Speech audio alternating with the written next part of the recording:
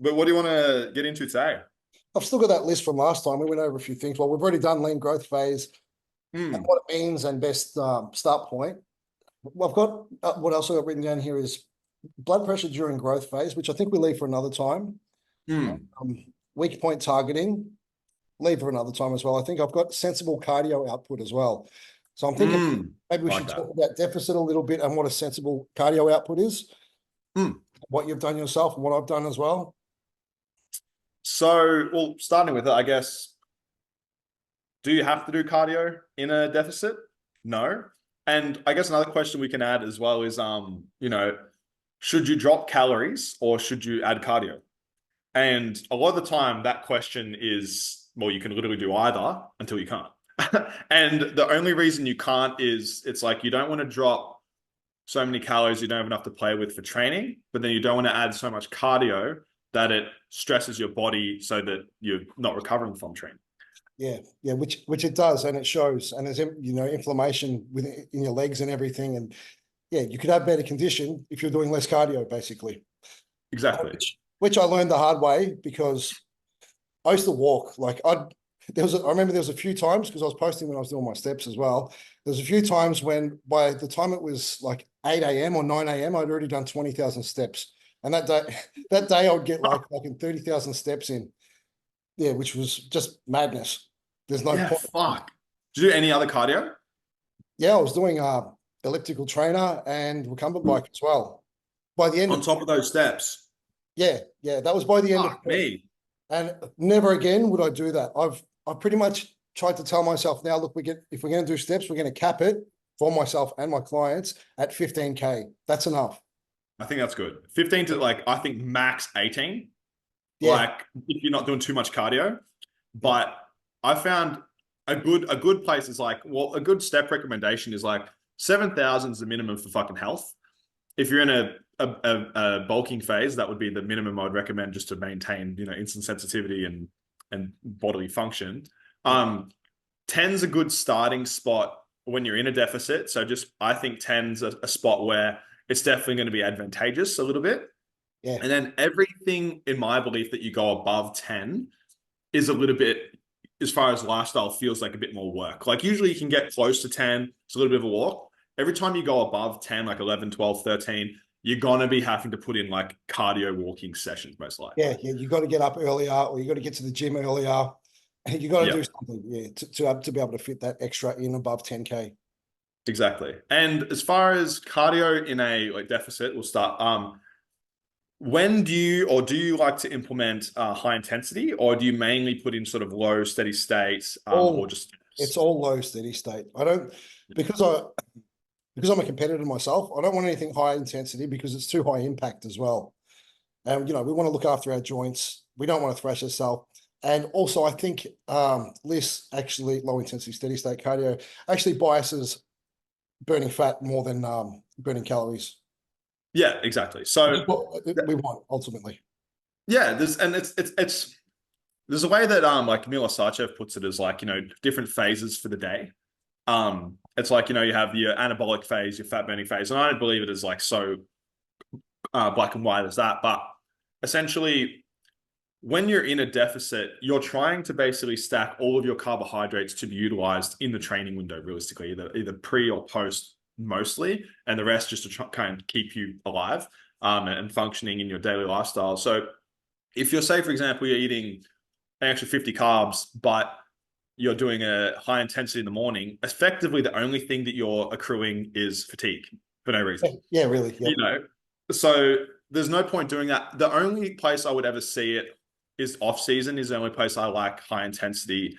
Um, to when you can afford the fatigue, but you can't really afford the time and like the steps is for no like just for health, but you can stop you from gassing out too early in a set. Where that's only if you're sort of one for heart health and two for yeah, say you're doing a really fucking heavy set of 12 to 15. I find even now, I'm gassing because I don't do any cardio. Gassing before my muscles give out. Yeah, I find it's also good to add in weighted walking lunges for that purpose as well, just to get the Hmm. cardiovascular up because weighted walking lunges absolutely punish the fucking cardiovascular system. 100%. That's a good one, actually. Yeah. As long as that's and it's like you can basically do that for the purpose of cardio rather than okay, we're really trying to stress the quads. It's like here we're trying to fucking go as far as you can cardiovascularly. That makes sense. Not for the purpose of cardio, but it's great to mix it in there so you get a little Mm. bit of cardio as well. And then you can kind of gauge where you're at with how fucked you are cardiovascularly. You get 3 steps in and you're fucking dying, you know. Yeah. Yeah, But that's pull an back. exaggeration. um, Yeah. I implement higher intensity. But look, it still would probably class. So it would be somewhere between um, low intensity steady state and high intensity high interval HIIT training. Just for the purpose of like because I track people's heart rates. If the heart rate's going too high all of a sudden because they're putting on that much mass, so there's extra stress on the heart, I'll put say like 15 to 20 minutes of elliptical trainer above 120 beats per minute heart rate, below 150. And yeah, the 15 minutes doesn't start ticking until you're above 120. Okay, cool. Yeah, yeah, yeah. So the one thing I implement is something I actually saw I got from John Jewett, which is basically 1 minute on, 1 minute off, which sort of emulates a set quite well. Yeah. But I try to use like really low impact machines. So I don't even use the bike or anything because I can't, my quads get too pumped on the bike because I'm just not used to it. Like, Okay. so I can't even get my heart rate up. But I use we have like the ski erg where you fucking pull down. So I'm basically using lats and triceps and the core Yep. or the row because like your back's gonna fucking never fatigue with that kind of weight. The row And machine. yeah, Yeah. row machine, yeah, exactly. Oh, Like so, if you do 1 minute on, I try to go 1 minute on, 1 minute off. Or for me, like because I do have issues with like high blood pressure. That's the other reason. So it's like hit cardio is actually really good for bringing blood pressure down. Um, or boxing, just because like hitting the bag for a minute, high intensity, and then dropping back down, or basically until I fucking can't breathe and my heart rate is going to come out of my chest, and then I'll rest for a minute, just because I hate doing cardio and that's like enjoyable for me. yeah. So it is always a balance of it's realistically a balance of health versus fatigue and results as far as doing hit in any kind of situation. With what you're saying with the hit as well, I think it goes back a lot to the breathing as well because you're doing a lot 100%. more deeper breathing. So there's something else called I don't know if you know Tolga or not. He told me about this the other day, and it actually works to lower blood pressure. Box breathing. So 4 seconds in, hold for 4 seconds, then 4 seconds out, and that actually works pretty well. And it brings the heart rate down. It just makes you feel a shitload better, which is close to what I like. I've done a lot of therapy in my time as well. It's close to what my therapist used to get me to do with breathing techniques, which used to calm everything, and my heart rate used to be like right down. Well, that's Yeah. the other thing. It's like never, a lot of the times in either phase, especially cutting, you're in a fucking sympathetic drive all the time. Like you're waking up ready to go. Fuck, got to do my cardio, got to make my meals, doing this, doing that, taking a fuckload of stimulants. You're always, fucking dog's got a body toy. You're always going hard and you're never switching off. So even at, implementing stuff like meditation or like time to just actually allow your body to sort of calm down because Yeah. it does build and like your sleep quality goes to shit, which then bumps it up even more. And it just goes into this cycle of, and that was what happened to me my very first prep. Like, and you could see it in my body. It was just full of water. I slept fuck all. You stop losing fat. Your workouts just feel like shit. There actually is a time to, pull back and it's actually going to be more effective to actually allow your body to go into that rest and digest and repair state. Yeah.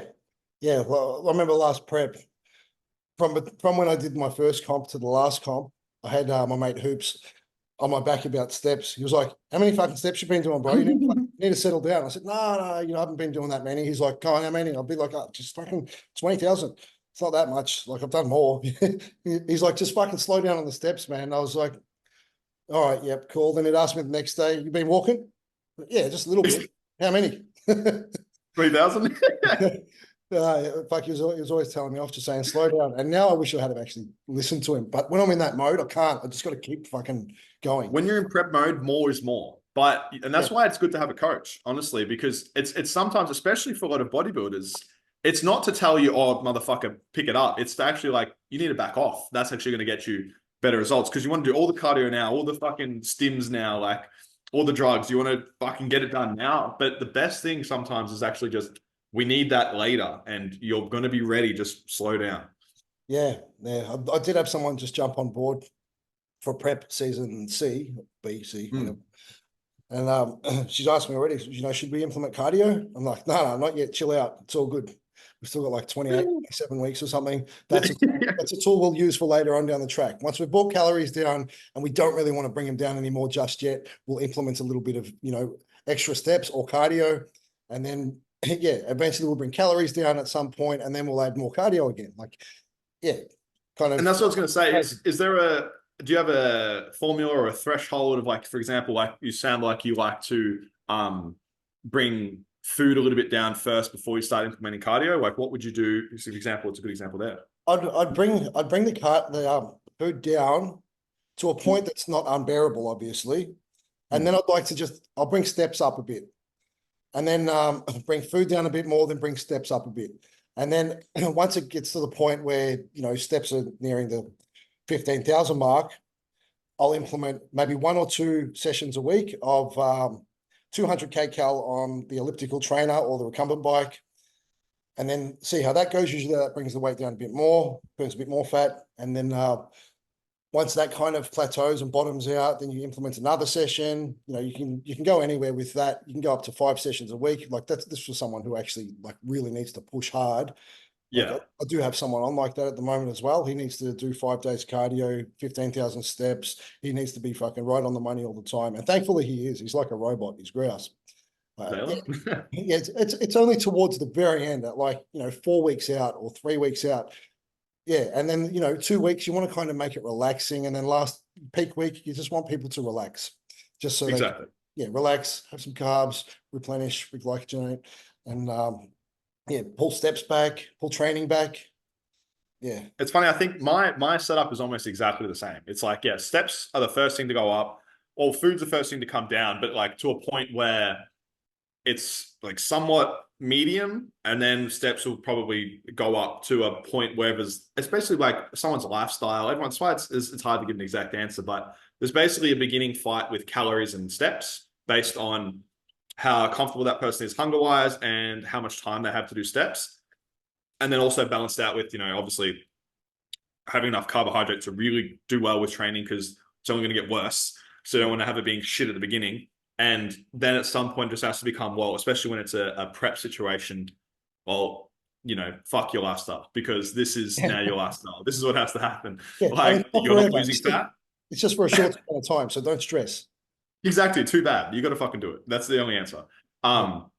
And then do you like to implement carb cycling from the beginning, or is that something you like to implement more later on? Look, what I've been finding works really well is I do implement carb cycling from the beginning, and then I'll bring I might have 2 high days from the beginning, and then I'll bring them down level with the lower days, and then I'll Yes. put some of the lower days back up, but I'll leave it level for a little bit, and then I'll just keep staggering it on the way down, but it's also individual specific. So if it's someone who needs to be flatlined with their calories, then I'll keep them flat and I won't worry about carb cycling. But yeah, Yeah, I've been doing a lot of carb cycling throughout growth phases now too, because I find it's a lot easier on people and it's a lot more effective too. And 100%. total calories, you don't need as much if you're doing it right. 100%. Yeah, I was trying actually. There's Scott Stevenson. I tried his method of. Can you hear my dog, or is that fine? Yeah, I can hear something squeaky a little bit. Oh, you're gonna fucking toy. I'll be back in a second. It wasn't bad. No. Go. Stay in it. Um, but yeah, I was trying Scott Stevenson's method, which is essentially on training days, having a higher carb and actually having zero carb non-training day, but higher fat. Yep. Um, and that was something that worked a little bit for me. It's mainly for insulin sensitivity. So like a lot of my fat sources were like olive oil, coconut oil, avocado, because saturated fat actually can have a negative impact on insulin sensitivity. Yep. So I was trying that, and honestly, for me, I've never responded well to higher fats. There are some people that do, but I honestly straight up just get fat, and I just got softer those days. It was enjoyable to not have to eat so much food volume. So from an enjoyment standpoint, it was good, but honestly, results wise, it didn't work for me. Yeah, yeah. I'm not a big advocate for fats either. Like for a natural, I'll keep them up a little bit, Hmm.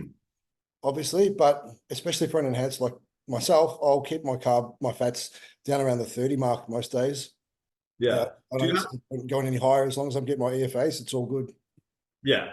Do you have a minimum calorie amount that you usually go or like carbohydrate amount for most people, or let's just go all macros. Is there a minimum for each? Like, do you ever have to drop protein when it comes to like a contest prep to get the calories down, or do you have to keep it high? Protein will be the last thing that I drop. Usually that's increased on the way as I'm pulling carbs or fats down. But yeah, look, if we need to bring total calories down in the end and there's nothing left to pull out of carbs or fats, it has to be protein. Yeah. And do you find there's a wide array of, different genetic variants and individual variants across, how low people have to go? Or is there a lot more of a correlation with, like training age, amount of competitions done, amount of muscle, things like that? Oh, look, the people who have done more comps are obviously going to get conditioned a lot easier.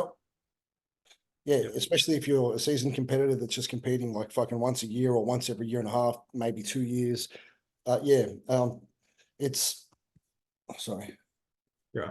And yeah, oh shit, I just got rid of you. It's all right, you're Oh, back. you're right. Um, yeah, I think there's no minimum really. It's more if someone's enhanced or natural. Basically, like the naturals, they have to go a lot lower and they have to push a lot harder because obviously they don't have that extra little turbo sitting there that's boosting them along. Yeah.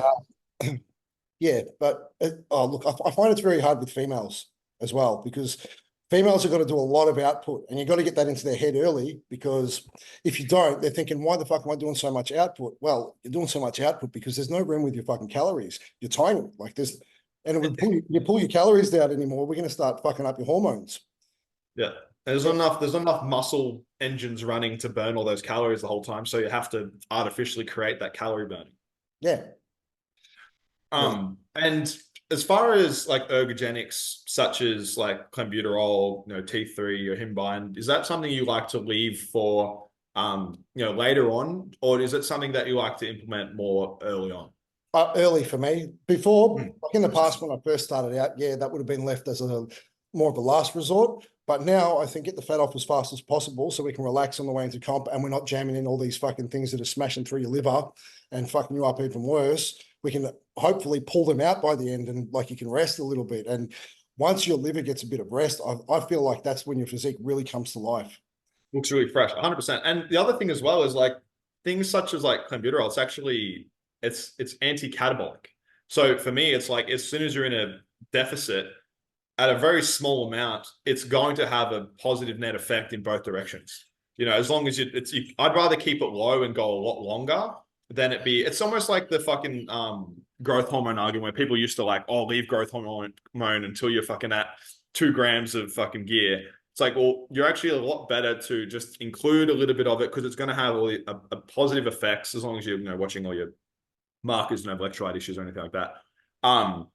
To put it in, especially I find for females because they're very limited on the anabolic agents, Yeah. that clenbuterol is going to be something that they more heavily rely on because that's going to be one of the main things keeping your tissue on if don't want to viralize a fuckload, which is usually not preferable. Yeah, well, look, I've heard so many different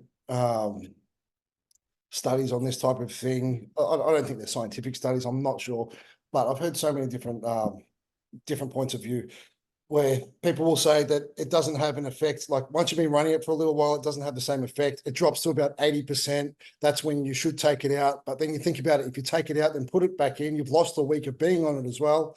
So, and then you got to go But through more than that. like the first week that you're on clean, you feel like fucking garbage. And Mm, I don't know about you, but I feel like being an asshole to everyone on the first week I'm clean. I'm just snappy. And I notice this happens with a lot of people. So I warn a lot of people, all right, when you take this, you're probably going to be a bit of a cunt. yeah. Yeah. Yeah. So I don't know. Like some people, I'll just run it through for myself. I find that I just keep running it through because if I take it out, I start feeling like shit for a little while, and I don't know if it's worth it or not. So And you're yeah, fucking with your electrolytes a lot as well when you yeah, pull it in and out. I didn't know that. Yeah. Yeah, because it's like you can cramp really badly on it. Yeah. Oh yeah, yeah, Because it fucks with I can't remember the exact mechanism now, but with your electrolyte balance, so it can make you cramp. So it's important to have a high electrolyte. yeah. But I put a from shit what load. I from what, there's something that upregulates in order to like counteract it, but apparently, once again, they hear different things. I'm not 100% sure because I'm not sure anyone is realistically. Where you hear like, yeah, it does lose effectiveness, but other people say that you just lose the side effects, and it's actually still binding to the receptor and doing its thing. You're just not getting all the fucking shakes, and you're not, feeling it. Doesn't mean it's not working. So I most of the time just run it low. I like to start. I'm once again, I like to start things a lot lower and just increase them slowly. Like I'll start at like 20 micrograms. Yeah, same. Um, when I was when I was younger, I went up to 140. And that was fucking terrible. Honestly, terrible. Yeah, that's pretty high, man. I would never take it really above. Well, I would say 80. Usually that would be like a Mm, recommendation. But yeah. sorry, I keep getting messages pop up in the corner, and I'm screen recording. So No, yeah, I don't know if that pops up on the Zoom or not. I'm not Got like sure. my missus and my friends messaging me, and you can see half the message. But what was I saying? Max Clen dosage. Oh yeah, max. I would say 80. Like that's the max I'd really go up to because I don't see any Yeah, point in going higher than that. But 100%. I got these tabs that were 50, so it's really hard to get down to 80. And anything above 50, like yeah, I could go 75, I guess. But Mm. why not just take the rest? Well, I think I did. I think I went 50. I went 25, 50, 75, and then I went to 100, which usually I wouldn't go. Okay. So Yeah, I yeah. use liquid, so it's a lot easier to dose. Yeah, I stopped using liquid because I feel like some of it tastes potent as fuck, and then some of it tastes really watered down. And I think it is. Well, 100%. yeah, that's why I went back to tabs. And the only way that the only way that I've been able to tell that it's actually still doing anything is because my heart rate stays up. Yeah, yeah. Yeah, that's the only way. Well, Like I can't feel anything. I don't know if it's actually working. I know someone that got one that was like they had, I think, a drop or maybe two or three drops and like had legit anxiety, panic attacks, because that's one thing that is a pretty bad side effect of it is anxiety. Yeah, So people like I have to be very careful because I have pretty bad anxiety. Um, but it's just watch that and like once again, it was like normal, two, three drops, and then fucking bang, and then you have others, it's like I'm fucking pumping this and it's doing bugger all. So tabs are more safe, but yeah, that's why I stick to the tabs. Yeah, so that's and, cardio. and as for your himbine, Hmm. look, I can't get my head. There's something I can't get my head around, and I don't know. I don't even know who to ask for this because it's a beta two antagonist. Yeah, Yeah, but better to agonist, I think. I think it's antagonist. Pretty sure. Pretty sure it is. So it blocks the receptor Oh, really? from the fat going in. Now I don't see the point in blocking the receptor from fat going in when you're in a deficit because you're not getting fat. You're not getting accumulating fat when you're in a deficit because you're in a deficit. You're not going Yeah, to get true. fat. Yeah. So I don't see the point in blocking off fat from coming in when it's not coming in. I would think, which I haven't done myself yet, but I should do this now that I'm at 12 weeks through my growth phase and I'm trying to hold, how lean I am at the moment. And I'm just trying to hold my weight now. I'm no longer trying to go up because it was getting terribly uncomfortable. And so I'm just trying to hold what I've got at the moment. I'm thinking maybe I should try your Himbine now to block any fats from coming in because I'm still slightly in surplus. So that would make more sense to me to actually use your Himbine when you're in surplus than in deficit. But nobody's doing that. That's why I think nobody's doing that because nobody's doing it. And that's the only reason why. But Pretty makes sense. if it's I'm trying blocking the to receptor, that makes sense, yeah. because I don't know what the mechanism of action is. I can't remember. Um, I've actually got it written down in the book here somewhere. alpha two angio. So I'll write everything down, otherwise you can't remember it. yeah, no. Blocks pre-sympathetic alpha two angiogenic receptors. I feel like I've got something different written down. The mechanism of action is it stimulates the sympathetic nervous system by agonizing the presynaptic and A2 androgenic receptor, which it increases like norepinephrine. So it's like basically just a mad stim. I remember it having some kind of other effect. It must be a stim because it was giving me anxiety as well, a little bit. Yeah, so Nothing. there goes beta 2 androgenic receptor antagonist. Yeah, antagonist. So it's blocking it. Yeah. Yeah, which doesn't make sense. So it increases sympathetic. So it is a stim because that fucking wires me like crazy. Makes me very not hungry. I think that might be the only reason people don't run um in a surplus is because it does really make you like quite appetites. It is that quite appetite suppressing. Yeah. Oh, appetite suppressing. Yeah. Yeah. So you couldn't use it in a surplus. Well, any stim is appetite suppressing, isn't it? Absolutely, yeah, exactly. That. Yeah, that's the main things with deficit. Like Oh, here we go. basically I found it. Fat burning agents. What do we got? Steroid receptors, peptide receptors, beta 2 agonist, alpha 2 antagonist. Yeah, your himbine's yeah, alpha 2 alpha 2 antagonist. antagonist, receptor blocker. Yeah, it's a receptor blocker. So yeah, I don't see why you'd want to block fat from going in when it's not going in. So I don't know if I'll have to do more research once again. I can't remember, but I remember it was from memory, it was synergistic with a lot of other like fat loss agents. Oh, that was another thing. Do you change the dosing of growth hormone between growth phases and deficits? Well, I have this time because I could afford to. Back in the past, when I was playing around with growth hormone, it's so expensive that not many people can afford to play around with the dosage. You got to kind of 100%. try to sit somewhere between 2 and 4 IU and accept the fact that it's fucking expensive. Yeah, But yeah. now I've been able to afford a little bit more. This growth phase, I've used a lot more growth hormone. Yeah, I've seen a lot more. I've actually seen a lot more growth happening, but I can't put that on the growth hormone because I'm also using a lot of other shit as well. Test Premo. Okay. And I've actually implemented a little bit of MPP, which I wouldn't do in the past because of the neural toxicity. Yeah, it fucked with me, made me depressed. Yeah, same. I'm running a fucking trickle of tren in there as well. What else is in there? The old shotgun approach, but just to load everything a little bit, Yeah. Oh well, there's more than a little bit of Premabolan in there. I think there's 600. That's the way I like to do things as well, because it's like everything is synergistic. It's like rather than at some point adding another 100 mgs of Primo, it's going to be better to add 100 mgs of Nandrolone when you're going to get better joints, you're going to get less anti-estrogenic effect. Same with like trend, you're going to get a lot more like nutrient partitioning. The only thing then becomes it's like, and if you're only using like 50 to 100 mgs a week, you're not going to have very many of the negative effects. The only thing you have to obviously watch is like the mental effects. So Yeah, I've noticed that dosage, you can stretch it out a lot longer as well, probably because of prolactin also.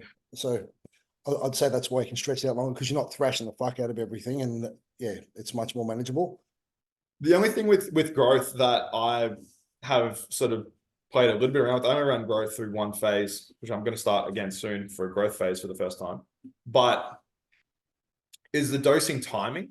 So there is a little bit of an effect as far as if you do dose growth hormone prior to fasted cardio, because it is lipogenic.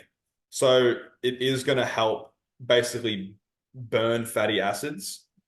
Yeah. I And then found it does a great job of that too. yeah, I think growth hormone is a better fat loss agent almost than it is a growth agent. I think it's better fat loss agent than anything. It's better than Clan, better than your Himbine, Yeah. better than fucking all of them. Growth hormone's the best.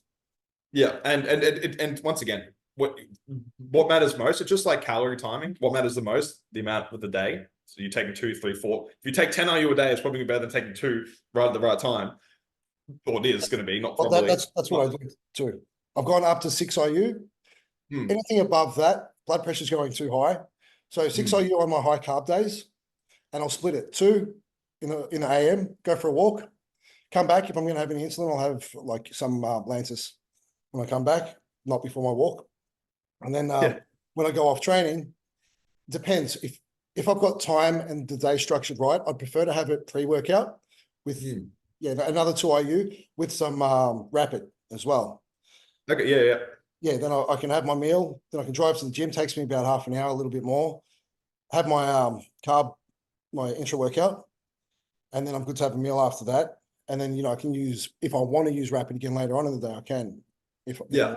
but yeah, and I, then my last 2 IU I'll have pre-bed.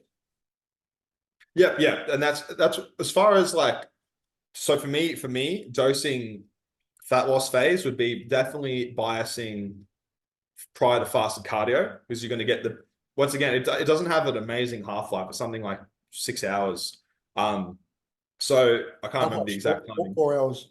No, 4 hours. So if you're doing something that's actually going to directly utilize the effect, it's going to be advantageous to have it high in your bloodstream at a certain time.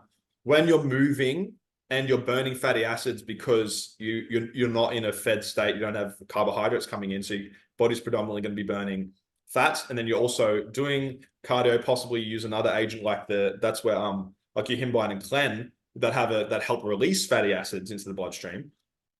That's where it's going to have a synergistic effect of releasing into the bloodstream and then also burning in the bloodstream. So you're going to get a really good lipogenic action. But then obviously then I would also go, I'd probably go, then you got your workout and then you got nighttime. So for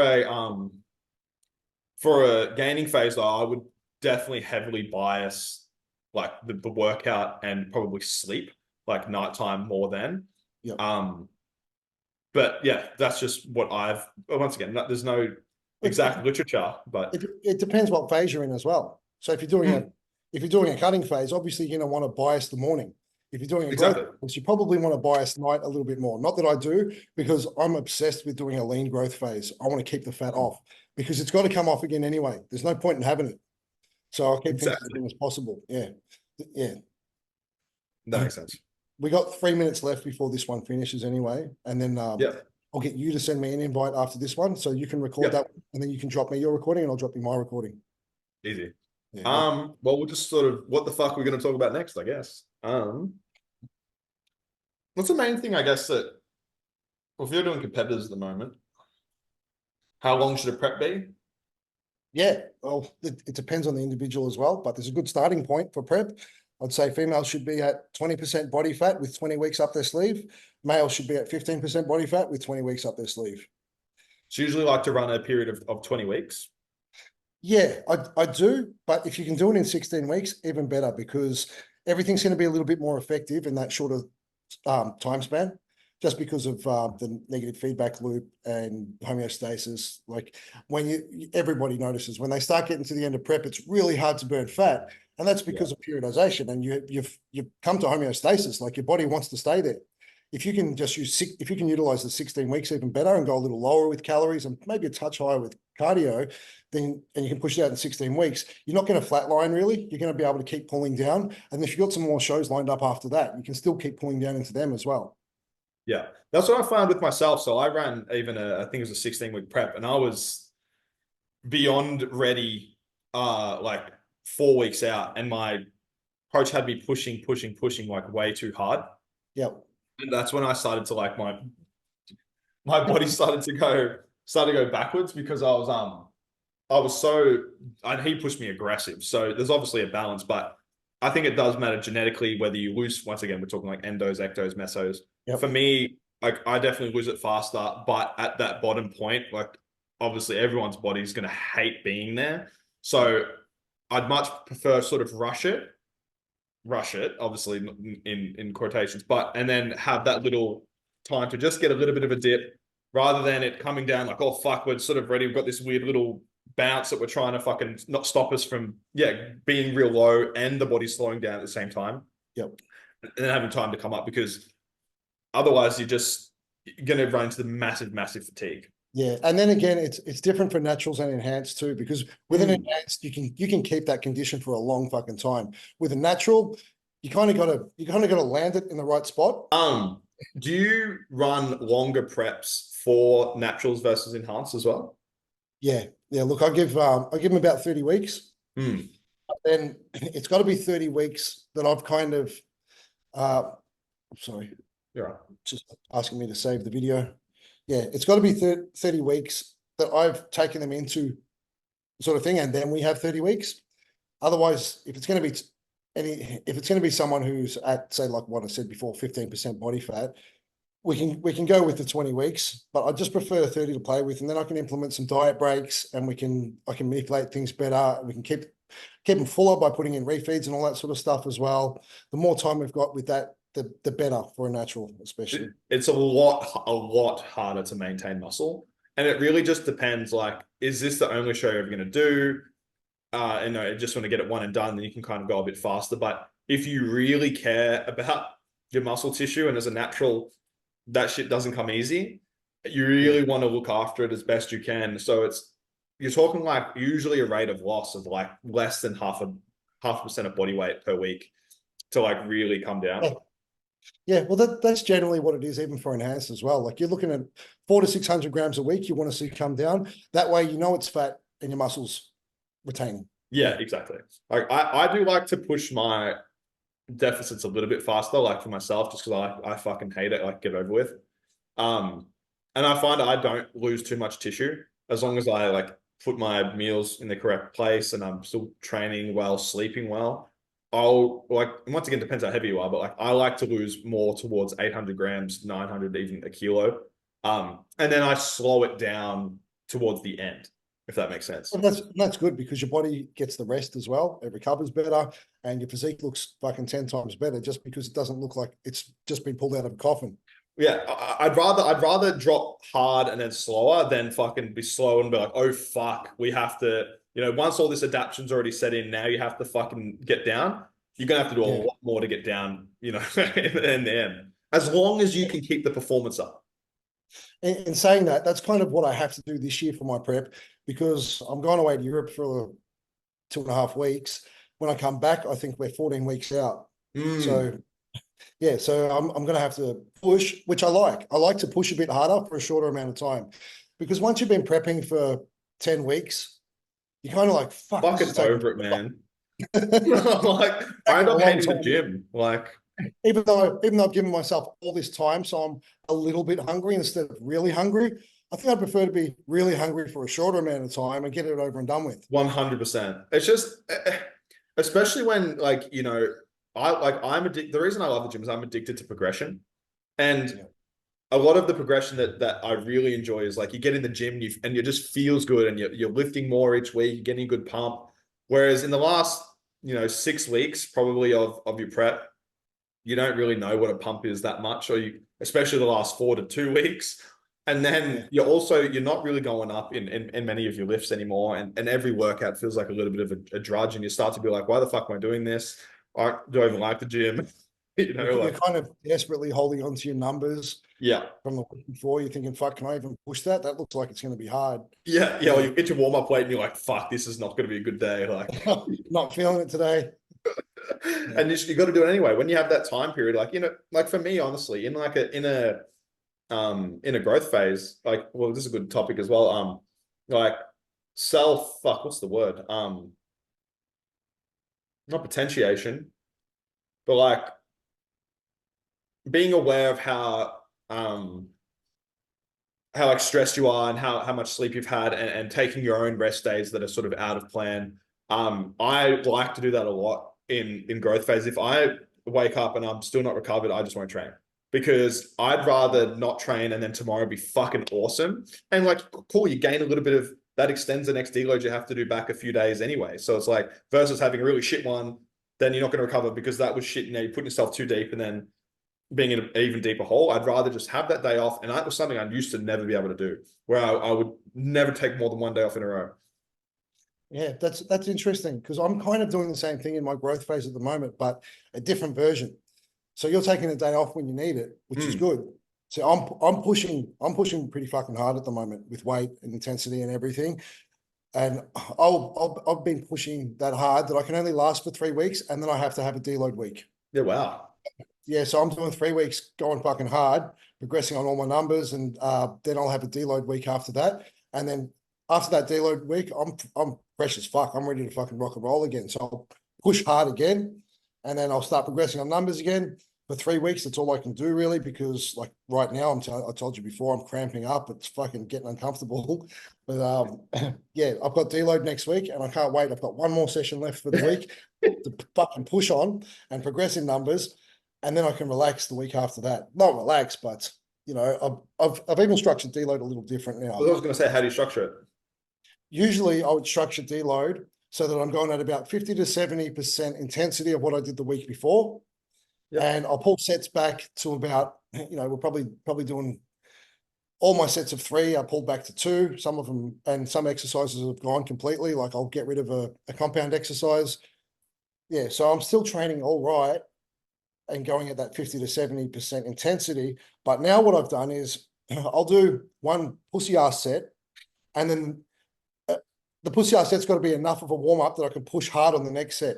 So I'll go for a heavy weight, not as heavy as what I was doing, maybe 85% of what I was doing the week before. Yeah. And as long as I pushed hard on that, my muscles not deconditioning so much that I'm going to be rupturing it the following week when I want to fucking push balls to the wall again. Which with my clients, I always tell them, don't push balls to the wall. Let's go. Top RPE is going to be 9. Yeah. That way we're not rupture muscle, because I'll get them to rest a lot more. And you know, if I can do what deload's supposed to do, that way they can push. I usually do a deload around the 8-week mark. Yeah. But, depending if it's a growth phase or not. And, you know, I track motivation to train and all that sort of stuff, so I can keep an eye out. If the motivation to train is really low, then I think, all right, they don't want to get in the gym at the moment. They probably need a deload. They have a look at the recovery rating, and that'll tell me, you know, they're not recovering great too. So I'll put a deload in. I'll keep them at 50 to 70% intensity. Exercises have been minus, sets have been dropped down as well. Then going into the week after that, week 9, I'll say, let's go no more than an RPE of 9. That way we're not risking muscle rupture, in opposed to doing any kind of progressive tearing to the muscle. And then come week 10, we're going balls to the wall again. We're going fucking hard. Yeah. We can go to failure on the last set of each exercise, or, you know, the last couple, we can even go to failure. Yeah. That makes sense. And there's 1,000 ways to structure deload. For example, the way that I've structured them in 2 ways. One was where I significantly drop volume and training days. So say, for example, I usually train, say, 2 days on 1 day off. I might go 1 day on 1 day off. And say I usually do 2 sets. I'll do 1 set for each exercise, but that set was still 100%.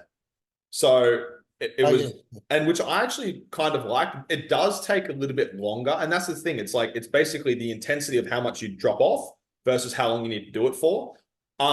The advantage of this, keeping the intensity high and dropping volume and frequency, is you don't lose that potentiation to fucking push hard, and you don't lose any numbers. So you're actually still technically progressing just at a slower rate, but you do have to do it sometimes every like a week and a half. Versus the other way, where I've seen some deloads that are just like, all the training days are pretty much normal, maybe 1 extra day off, but you might drop 1 set off and you're sort of getting in there and getting a pump sort of thing. I'm not the biggest fan of that's probably all the way the other way. I have found I've lent mostly towards dropping the frequency, but I definitely won't still go balls to the walls. I'll go to like a point where like, yeah, that was hard, but I'm not doing those, you know, straining reps that are really taxing the nervous system. And it's after you've been training for a long time, you can just tell like how hard, like at the beginning, I'll go way more pussy because I can feel when my nervous system is like struggling to achieve that rep, versus when it's like, cool, starting to get hard. I'll do a couple that are effective. I'm not going to do the fucking next one because that was going to be too hard. And I'll probably only do one to 2 sets per exercise. So yeah. I think that's a good way to, like, that's what I mostly do with my clients. I'll say, you know, I'll like I said, I'll pull their sets back and the exercises back, take a compound out. That'll be the exercise pulled back. Maybe some calf raises are taken out because they're not fucking necessary in deload. Yeah. Not that they do much, but yeah, bring sets back. And yeah, fuck, I was going to say something, but it's just fucking slipped my mind. Yeah, I tell them, you know, just make sure, because we're going to pull back to 50 to 70% intensity, just get a really good squeeze and contraction on the muscle. Just really, focus on the mind to muscle connection type of thing more than you usually would. And just squeeze the fuck out of it, contract it, and you're still going to be getting benefit from that.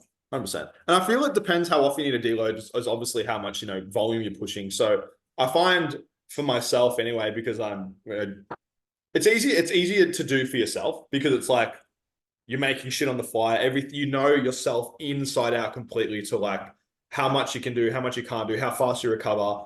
Like I recover quite easily, but that's because like I sleep perfect every night. My meals are all perfect. My training intensity is perfect. So I know that, and the volume that I do, like for example, if there's a day where I go in and like I feel too fatigued to do the last exercise or maybe even two, I won't do it.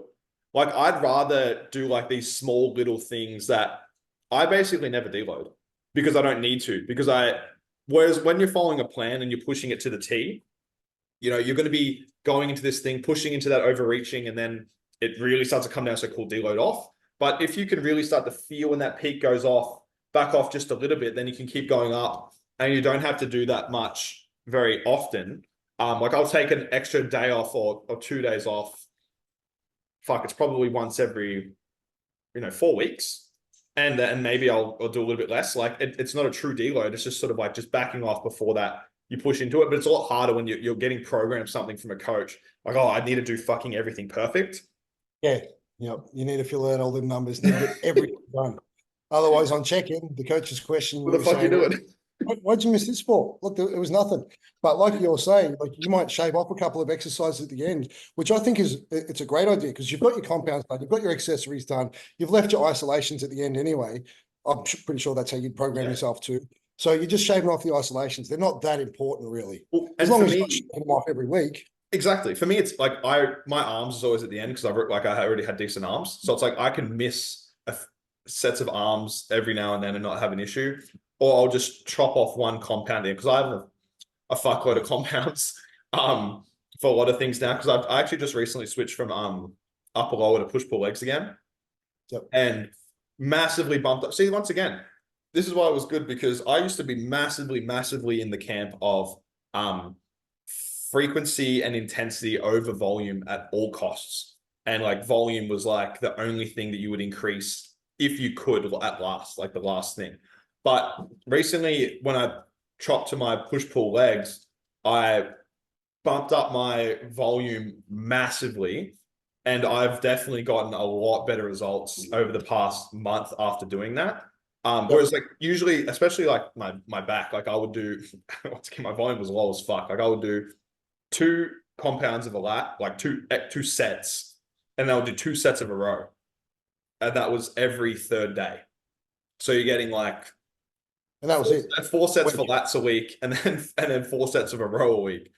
Um, so that was very minimal, and I probably could have slowly bumped that up. But the thing is, I couldn't really do any more on an upper day because I'm decently strong and everything. So like the overall fatigue of trying to do everything at once becomes too much. And that's where you Yeah. have to split it up. And that's where, but the thing is, if someone was a little bit, less developed than me, that would be the fastest way for them to grow because they could do that bit more on that same day.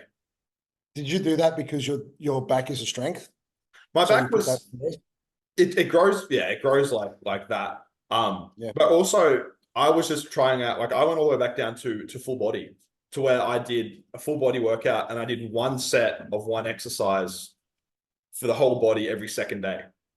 And the Okay. thing is, when I swapped it, I grew like a fucking weed. Like I grew fucking heaps. But That'd be a great structure for a carb cycling day as well, like a high carb day. high and You then can low, also, it was fucking awesome, dude. Like, but yeah, the thing is, it's grueling. Like, and it takes a lot out of you, and you do have to deload probably every 4 or 5 weeks. yeah. Because you're getting real strong. Like, you get real strong. Um, But now my belief is like I would just cycle through them as much as you can. So it's like I go full body. Then when I tap out at that, my next thing will be upper lower. Then when I tap out at that, I'll be push pull legs. And at this point in time, I don't think I have the musculature that would need to go above push pull legs. I just don't need the volume. Like I don't need a fucking lat day and a row day and a bicep day. I just don't have the musculature Yeah, to warrant that. that's more. I think that's more for where you're at. It's more for weak point training if you were to do that. Yeah, exactly. That's not a really hard day. Just kind of fucking add a bit extra on a day or whatever. Yeah, But for me now, I yeah. just need to grow everything. While you were talking about that, it just reminded me of something I did when I didn't know shit. Like I was already cycling stuff, and I think it was my first time trying Deca, so I thought I want to make the most out of this. Didn't know how to diet, didn't know how to fucking do anything properly just yet. And so I thought I'm gonna see what happens if I train everything today. So because I had all the time that I wanted in the world, because I was my son was in childcare and I was just sitting at home by myself until I had to pick him up. So I went into the gym. First thing, did like chest and tries, went home, had a meal, went back to the Oh, gym, Jesus tries, Christ. went home, had a meal, come back to the gym, did a full leg session, went home, had a meal, Proper workouts. proper workouts, yeah, Fuck. proper. But this was my whole day. I think, at some point in time, it might have been after, my leg session. No, actually, I think I had another meal and I went back to the gym and I did abs and arms. And then I went back, picked up my son, dropped him home. And then, yeah, he was getting looked up. My mum was looking after him. Went back to the gym. Fuck, what else did I do? Shoulders. Yeah, I did Jesus. shoulders, maybe a little bit more abs with that as well. And yeah, I remember I trained everything and I trained arms twice because I did the push, Oh, the yep, pull, yep, and I did the abs and arm session. yep. Possibly even trained abs twice. I can't remember. But yeah, I trained absolutely everything. And then,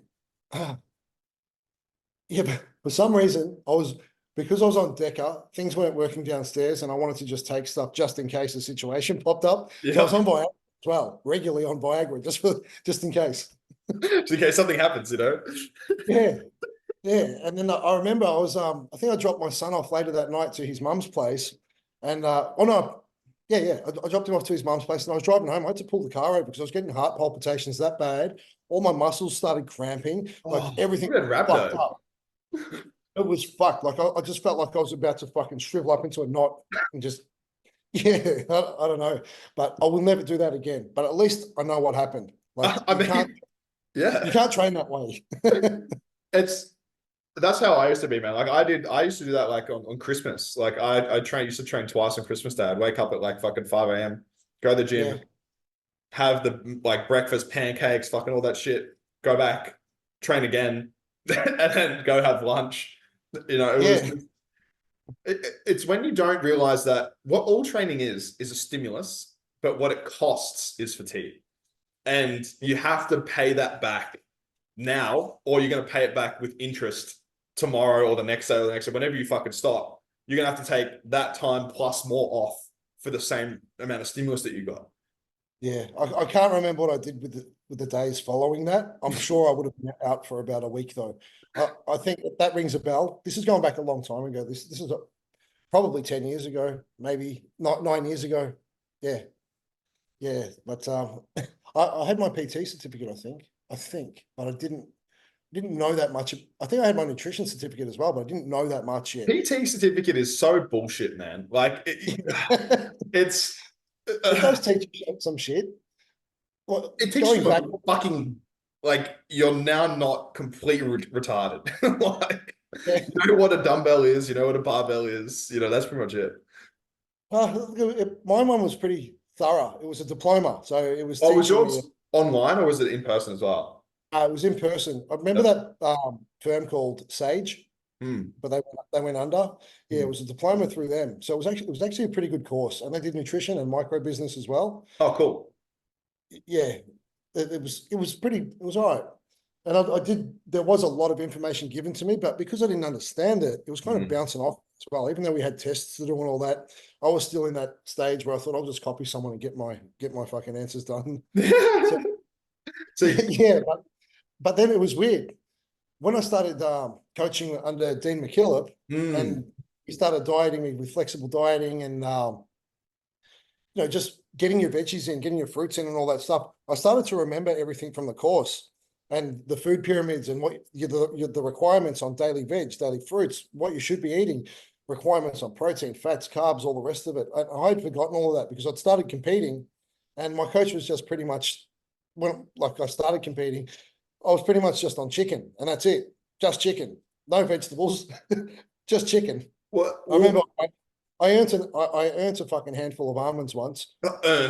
fucking what's your opinion on, you know, I know some coaches still do it. I don't. Once again, I used to think this way, absolutely. Used to think of food in terms of numbers. But food is more than numbers. Everything you eat isn't just a number. It comes along with other things that will instruct your body to do other things. You know, for example, like a gram of Oh, fat, omega-6 versus omega-3, it's going to tell your body to be inflamed, be not inflamed, sugar versus not. Like a lot of some coaches still do like basically what I've seen is, you know, chicken, rice, and like peanut butter or like ABC butter. And that's like the only fucking foods. It's like at that point you don't may as forget well. broccoli. There's broccoli in Oh, there too. broccoli, yeah. Yeah. We got the vitamin K.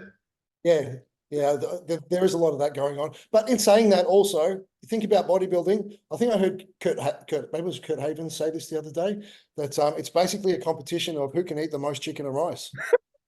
I mean, it's pretty close, and take the Yeah, most drugs at some point. But it's like, yeah, and survive. but yeah.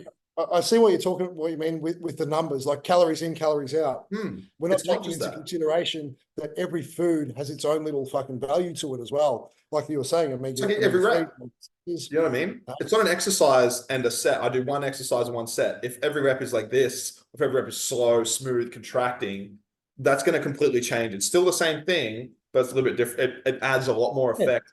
And look, yeah, you can get away with it though. That's the issue for a little bit. you You know, can. But yeah, you really do need to take into account the nitty gritties of things. And I think that's where you can find yourself a good coach. The coaches that worry about that, and compared to the coaches who don't, because even an egg, for example, you take that yolk out, you just have egg whites. You think you're having all the protein in the world, but you're not. It's not a fucking whole protein. The yeah. amino acid profile is not fucking adding up to a fucking whole protein. So yeah, like if the small amount of protein that's in white rice, I think if you have that, like that doesn't count for anything really, because it's not a whole protein. But if you add green beans to that, it becomes a whole protein. And that's where it's So like, those, like, vegans have to be real careful. Like when they're having their protein sources, like you have to combine all the time, and the amount of food you have to eat is redonkulous to fucking actually hit your amino requirements, not just your protein requirements. Because I could fucking literally just eat gluten and fucking hit my protein requirement, like, and I'm gonna yeah, look like dog shit. You know what I yeah. mean? Like, Interesting you should say that because I've got a vegan competitor just jump oh, on real. board too. And she's been asking me a lot of questions. And with the proteins, I said, look, I don't usually prep people who are vegan. I said, you have, because she's a coach as well. She's quite good too. And I said, you handle that side of things. Just let me know, does whatever you're having as your source of protein, does that have the amino acid profile as what a fucking steak would?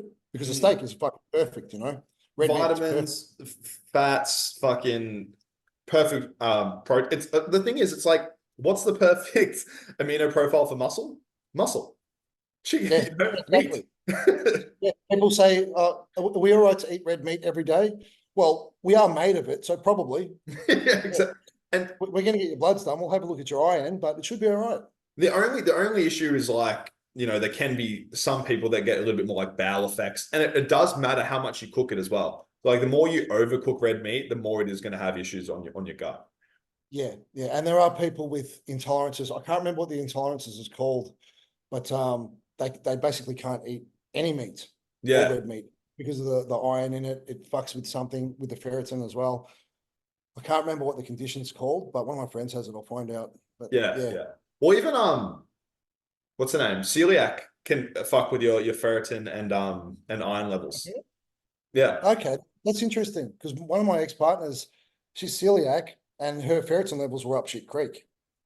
So And funnily enough, one of Matilda's clients, they had that. And I was just like, this is like, I love researching shit. So it's like, show me her blood. She's not losing weight. So the other, I'm just fucking having a look at like high ferritin but normal iron, blah, blah, blah. It's like a fucking celiac is a possibility. She's never been tested, got tested. And that's actually how she found out she had celiac. And as soon as she cut gluten, weight starts fucking coming down. And this is the other reason that calories is not a calorie when you have intolerances. And once again, we are not like a perfect machine that when you eat this calorie, it's going to get assimilated, absorbed, put in the right area. If you're eating shit that makes you insulin resistant, if your gut flora is fucked, you're not going to be absorbing it. yeah. Hello, cat. The fucking zoo here, man. There's a dog. Introducing cats. Like, it's going to be, it's not, on the simplest level, if you're just a fucking average person trying to lose weight, that's the main thing you focus on. That's the big low hanging fruit. But if you're trying to get the fucking most out of it. You're trying to stay healthy. You're trying to feel good. Because now that I look back, I was like, I'm fine. I haven't eaten a vegetable in fucking 6 months, but chicken and rice, I'm still buff. Now I think I was inflamed. I had anxiety. I was fucking tired. And Veggies are how magic. much more muscle I could have grown. Was Yeah. I growing muscle? Yes, but I was pumping gear and fucking pumping food more than I should have. Yeah. Imagine you had added the veggies in there too. You probably would have been coming out the other end 2 times better. Yeah, exactly. Yeah. But yeah, it's the main Yeah. things. Interesting that celiac and Gerson thing. I didn't know that. Yeah, I didn't know until I Googled it. I think my best answer was take TB 500. That's supposed to help Oh, really? protein level. Yeah, apparently. That we have no idea what that should do realistically. Still, it's very, Yeah, very. well, that was coming from Broderick, so Oh, I yeah. trusted it 75%. There's no one in this world yet that I would trust 100%. You know what I mean? Like, Yeah, just don't even know. Like, yeah, we don't know for sure. I think we've spoken about this before. Maybe on that podcast we did the first one. about the scientific studies. Like, there's no scientific studies on fucking jack motherfuckers who are pumping roids that are legit. Like, we don't know yet. We don't fucking know. It's all fucking It's bro science because it's bro science because it hasn't been conducted in a medical lab because the only people conducting it are the bros. But if you find yourself a well-versed one, bro science is simply a term of something that hasn't been backed up in the medical field. It's something that someone's observed, but the only place it's been observed is by those people. So if you find someone that does it, that's the best bet you're going to get, better than someone whose fucking grandma who had a heart attack was on a similar drug. That's fucking irrelevant. Or some fucking 230 kilo fucking obese blob. Exactly. Exactly. You can't. It's not comparable. No, exactly. So you do need someone who's well versed. Like, I think Broderick, he's a bit rough around the edges, but he's well versed because he's a biologist. Kurt Havens is great. There's a few other ones who are actually pretty good. Look, I don't mind a lot of what Victor Black says. I don't really like him as a person, but I don't mind what he says. He has come, once again, it comes from a logical standpoint, backs it up with all the studies that have been done, and that's where I find some of the issues. John Jewett, I really like. It's because he takes a lot of what Victor Black says and puts it through an actual lens of fucking efficacy in bodybuilding, not just what it says on paper. You know what I mean? Yeah, and I think the people who to take serious. Well, John Jewett, he's not a small person. Well, he's a short ass, but he's not a He's a very advanced unit motherfucker. Like, people like Kurt Havens, their physique isn't fucking off the chain. So them motherfuckers, they're wanting to study and learn properly what the fuck to do because they want to grow. They're trying to grow, so they want to know what to do properly. So they're going to study hard as fuck. The only way we're going to know is let's see in the next 30 years who was big and who survives. And that's who you listen to, realistically. And even then, not really. Factor. Not really, because you're kind of saying we should listen to Ronnie Coleman. I mean, yeah, you're not wrong. Who's an educator whose athletes survive and do well. John Jewett is actually a good one. Yeah, I find for me, if there was someone that I would trust the most, it'd be him. But once again, most people should just draw their own, conclusions on who you agree with most, and that's what's going to work. Like, yeah, or just try it out yourself. Like that's what I've been doing for a long time. Like, I always do this before I apply anything to a client. I won't listen to a fucking podcast where I've heard something and say, all right, we're doing this. I'll run it on myself first, make sure I know what's fucking happening. And then I'll apply it to a client as long as I know it's safe and it's going to work. And in saying that, it may not work because this particular individual might be completely different to myself. 100%. How much emphasis do you put into the form of your clients as far as like stretch and squeeze and tempo? Is that something that you massively focus on with them? I do. Definitely tempo. So much so that I've made a fucking video for every exercise that's on my platform almost, with a brief rundown on how I want it done. And it's none of this technical fucking pronated grip and fucking extend this and protract that. Like, I'm just talking like a normal human being. Yeah. So I can have beginners jump on board and they can understand what I'm saying. Grab the fucking bar, pull down with your elbows straight to the floor, chest up, shoulders back. We want to pull down slow, squeeze at the bottom, hold for a couple of seconds, or maybe a second and a half, like just a slight squeeze on the bottom, and then control it back up and straight back down. Yeah. as far as what you can do online anyway without like, for example, I'm doing a biomechanics course at the moment. Yep. And I've actually found a lot of things that actually are really useful, but they are very hard, not hard to convey, but they can be hard to understand for the general lifter to on how to actually implement that. So a lot of the biomechanics stuff that's real specific, the only way you can really convey it is in person. Like when you can actually, I'm like there being like, do this, do that, do you like, and then going through these different motions of like, okay, now this is this. That's the only way to really do it. I'm personally a massive believer in like in like pretty very good form, like massive stretch, Yeah. like Yep. massive contraction. You probably saw that with like a lot of my fucking formal training. Like I Yeah. try to Yeah. be perfect Yeah. just because Yeah. I believe that you're gonna get more stimulus for the fatigue that you accrue. I think that like doing, and once again, everyone's different. Like if you're tighter in a certain area, you're not gonna be able to do it. And that's why there's no one answer. Like when it comes to people, if a lot of people have tight traps, they're not gonna be able to depress their scapula properly to get a proper contraction for their lat in a certain angle. So they might have to change it. Some exercises might be shit for them. But had they got onto that earlier and had good form and technique, educate like that, so they had someone show them, they wouldn't have tight You're not traps that wrong. are like this. Their Yep. back would be dominant and be able to hold the traps back where they're supposed to be. Yeah. And that's the biggest issue I see is what happens. This is what happens when actually even a lot of really good guys, like you're looking at like top pros that they've got a lagging body part, right? And what's the reason they can't do it is because something else takes over and they just can't get it to contract because they've got so much tissue now pulling in the direction they've been training in. That's why I'm a little bit of a, and as well as injury prevention, like if you can do it, and as well as just like for me, if you can do something more efficiently, why the fuck not?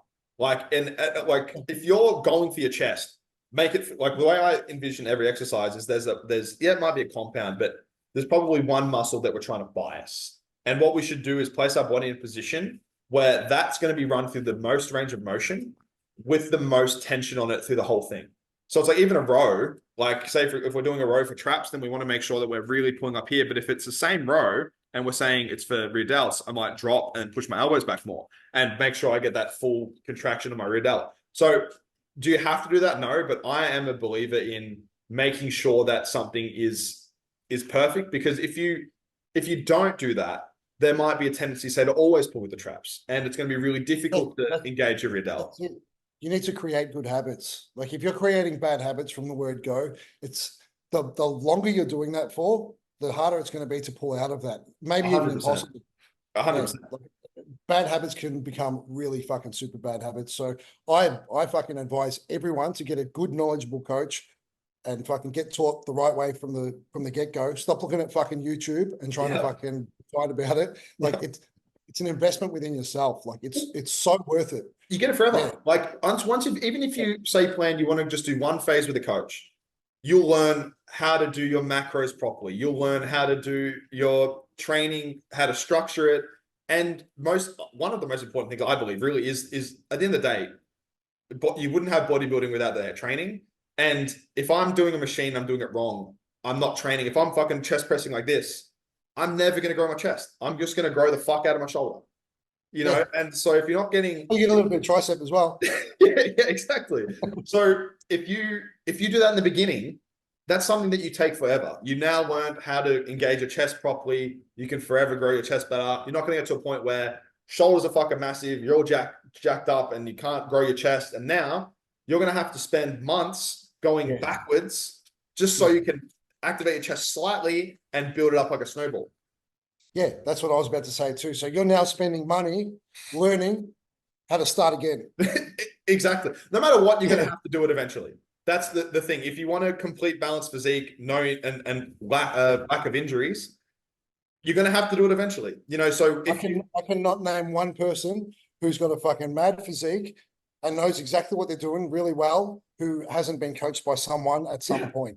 100%. And even you know, like us at some point, it's good to just have this. Like a lot of the times where we train together, have these chats. Is like it's good to get differing information on people that are doing it, have made it work a different way because you want either yourself, it might be like, oh, you pick up one thing and like, oh, fuck, that's better.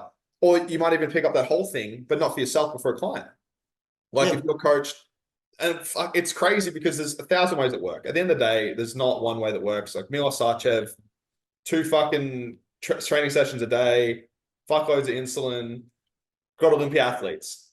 You got yeah, Hanny Rambod with his fucking, FS7 or bullshit with the stretches. Obviously got great athletes. Jordan Peters, who is a fucking absolute nugget of a human being, fucking basically a cube. He trains completely the opposite of Milos, like where it's all frequency and intensity based. Like whereas Milos is just about driving blood, giant set after giant set. And they've both yeah. got massive athletes. Yeah, well, really, the whole basis of all of everything you just said is time under tension, isn't it? It's time under significant tension is like literally the time under tension. I think it's mechanical tension rather than saying time under tension. Well, mechanical tension and time under tension, like you have to be under that weight to grow. Yeah, but Yeah. the way that I like to extrapolate things out is you take them to the extreme. Just like for example, when it comes to like meal frequency, if you take it to the extreme, I believe then it has a small effect in the nuance. Like if you ate once a day, you're gonna get worse results than if you ate 3 times a day versus 5 times a day. Oh, fuck And yeah. then where you put those meals is going to have a difference as well. Like, and so with fuck, what we talking about? Oh my god, my brain. Now you got the ADHD thing. We're talking about meal frequency and the point in like why we do that. Same relating back to training as well. Time under tension. Yes. That has its points. So And so time and attention, taking that to the extreme. If I was to do 1 rep, but it was 40 seconds on each way, I believe that you would get more growth out of 1 second each way, 20 reps. So that's the yeah, difference between definitely. mechanical tension versus time under tension. So Yeah, it's true. so yeah, so that's why it's like, and once again, most people won't relate that, but it's like when you're using this specific word, I think it's like mechanical tension is the main one, but it's Yeah. that muscle being under mechanical tension, which the I see, time I see what does. you mean. Yeah, Because yeah. you could get a 20-kilo bar and just hold it all day, yeah, and do this Yeah. Got 20 for hours under tension. for a 20-hour rep. It's not going to do much. I don't think. No one's ever done it. But Yeah, and as that's something opposed, I picked up from the biomechanics course. Is it's time under okay, significant tension and yeah, mechanical tension being like the main driver. But the thing is, that's when you another way to have put the tempo that puts it under more time under tension, you're now controlling the momentum and you're now controlling what muscle you're using, which creates the right type of hypertrophy. it. So another way to word that would be time under significant load. Yeah. Exactly. Yep. Almost like force produced by Yeah. by the muscle under significant load. Exactly. Yeah. That's a good way to put it, man. Yeah. It's I all do comes see, down to. I do see people training really fucking light and just like the bicep curl will look like this. At some No, point, you're just dicking it's around. not Like, doing much. Like you're better no, off grabbing something like 15 kilos and just squeezing. Move that fucker until it's fucking gassed. I honestly believe you're actually better off ego lifting than doing that. As far as from a results standpoint of hypertrophy, not longevity, You'll gain but strength. You won't gain much size though. well, like you look at I like think Branch Warren. we're going to cut off in a second too. No, it's good. Like Branch Warren, like he Yeah. trains like a fucking Oh yeah. That's branch wine though. yeah, no, yeah. Something else. But yeah, man, that was fucking good. I think we're getting better. I think we're slowing down a lot more. Yeah, so Yeah, fucking sessions all day. Oh, PT. yeah. Yeah. Yeah, you'd be Fucking right. tiring, man. Yeah. PT does that to you. Fucking A. Did you get back to back or Yeah. I just try and get it boomed on. I like, it's not crazy, man. I had 4, but I didn't work this morning as well because I do all my back end marketing, made a reel, everything that from like 7 till 11. Then I PT'd 11 till fucking 3 and then drove home. oh, So I was like, sounds like a productive day anyway. no, it was good. Yeah, it was fucking really good. But do you have check-ins every day? Monday, Tuesday, Wednesday, and Friday. So I have Thursday off and the weekend off pretty much. That and then I can focus on anything I need to catch up on doing. Fucking sorry, man. I'm just looking for my aircon remote. It's fucking hot in here. Stop. Would you train? Give us a second. Give us a second. What was that? What'd you train? Today I did pull. Oh, nice. Yeah, fuck yeah. Yeah, I'm gonna go deload again next week because I've been pushing myself so fucking hard that everything's starting to cramp now all the time. Oh, real? Yeah, and it's really weird. I took the MK out, and if I lay down, like if I sit down for a couple of minutes, then I stand up, like you probably would have had this when you're competing. Mm. You feel all the fluid and blood go back into your muscles. Oh, yeah, yeah, in the I'm getting legs. that, but I don't know why that's happening because I'm full anyway. Like I'm full as fuck all the time. The only thing would be an electrolyte imbalance. I'm Which having do you, heaps of sodium and potassium, plenty much more than I should. As for an imbalance, maybe potassium's too high. I don't know. it could be, but like, oh, do you have magnesium? You have magnesium? Yeah, I'm having two different magnesiums. So I have at night time I have magnesium chelated. Chelated, is that what it's Oh, called? yeah, the magnesium chelate or whatever it is. Yeah. Yep. And magnesium threonate. Oh, nice. I Yeah. got, I got, I got the bioceuticals one, which is like a blend of like fucking 5 different ones plus taurine and all that bullshit. Okay, yeah. That helps us sleep so much. Yeah, yeah. I found since I added the treonate, that was a recommendation of That's the one that crosses the blood-brain barrier. yeah, Scotty recommended that one to me, and Hmm. it works pretty good, man. Recently got a Because, CPAP as well. oh yeah, Trying to get used to that fucking thing hanging off my face. which which which one do you have? I got the full cover. That's the best one. Yeah, yeah, yeah. The rest are They, fucking. he tried to give me the nose one because I was breathing well when I was in there, and sometimes Mm, I do breathe well, but at night usually I'm congested on either one side or one and a half sides, so I can barely breathe yeah, the anyway. So I said, don't give me the nose one because it's not gonna work. yeah. Yeah, and the few times that I have used it so far, it's been pretty good. Okay. Have you woke up a bit more like fresh, right? Or Yeah, I think so. Nothing too noticeable, but yeah, it has a scoring on it as well on the app, and it said like the first time I got 95% good. Second time oh, I real? second time I got like 75%, I think. But yeah, Of like how much it was properly pressured, or just like your sleep quality? I think it rates a whole heap of different things. I can't remember exactly what it was. I haven't used it enough Hmm. yet, but basically all in all, it would be sleep quality. I'm surprised. I'm surprised it took you this long, man. Like it's a fucking. Usually, it's a. Once you're over 106 at your height, it's pretty much going to be. I ran into it at 105 at my height. You know what I mean? Like, Oh, look, I had it all last prep, and I got all the way down to 95 kilos last prep. was And it a struggle? look, to stay full and get down to 95 was a struggle. I wasn't happy with my condition. I probably should have pulled it back to about 93, 94, and then taken more time to fill out. But the way things worked out, I kind of had to just because I did comp after comp after comp after comp. I did so Oh, many just last body was week. tired. Yeah, just I couldn't work it out to get well, right by the very last one, my condition was really good. And Mm. I was still 97 kilos, but my physique looked like it was saying, give me a fucking rest. I can't handle Yeah, yeah. it. You get that like kind of stringy suck down look sort of thing. Like Yeah, nothing you can do about it. It's just like motherfucker, I'm gonna die. Fucking feed yeah. me. Fuck this shit. I've had enough. Yeah. um